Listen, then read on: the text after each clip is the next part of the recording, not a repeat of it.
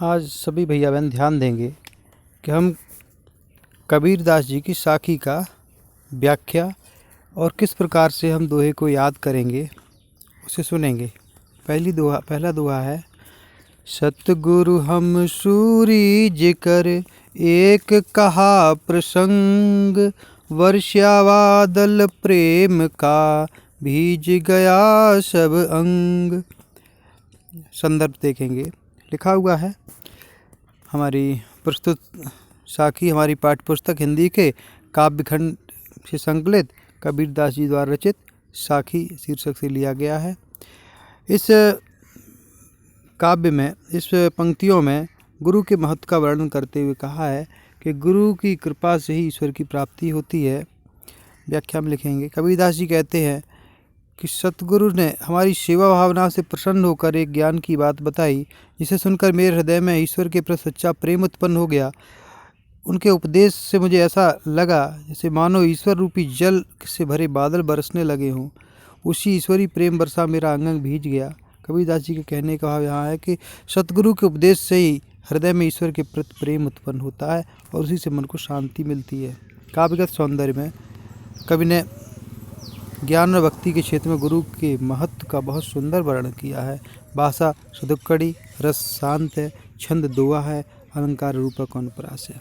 दूसरा पद देखेंगे। जब मैं था तब गुरु नहीं, अब गुरु है मैं नाय, प्रेम गली अति साकरी, ता में दो न समाय। संदर्भ इसका पूर्वत रहेगा। इसमें बताया गया है कि गुरु से प्रेम को अहंकार के विनाश का साधन बताया गया है। जब गुरु का ज्ञान होता है तो अहंकार खत्म हो जाता है।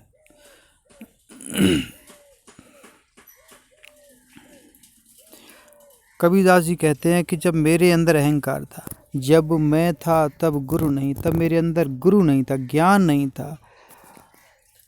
अब गुरु हैं मैं ना है, अब हमारे अंदर गुरु हैं, अर्थात हमारे अंदर अब गुरु हैं, गुरु की कृपा है तो हमारे अंदर मैं नहीं है, अहंकार समाप्त हो गया है।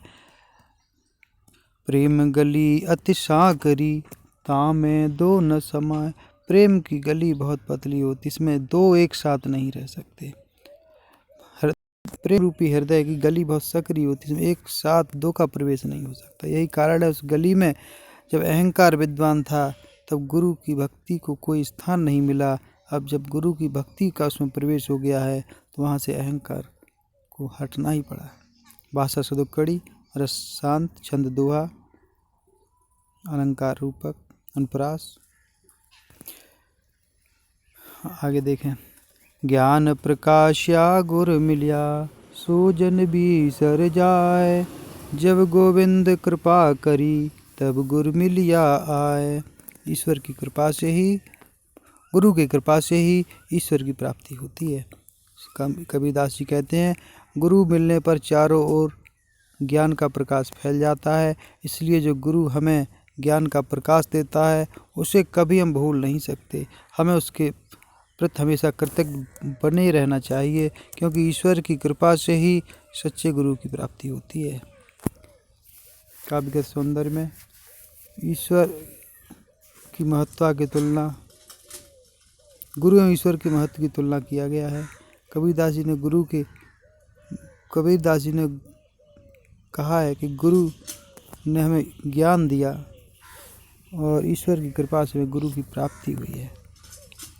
भाषा सुदुक्कड़ी, रस शांत, दोहा, छंद का प्रयोग किया गया है, अनुप्रास अलंकार है। आज इतना ही बहुत है, कल आगे कराएंगे।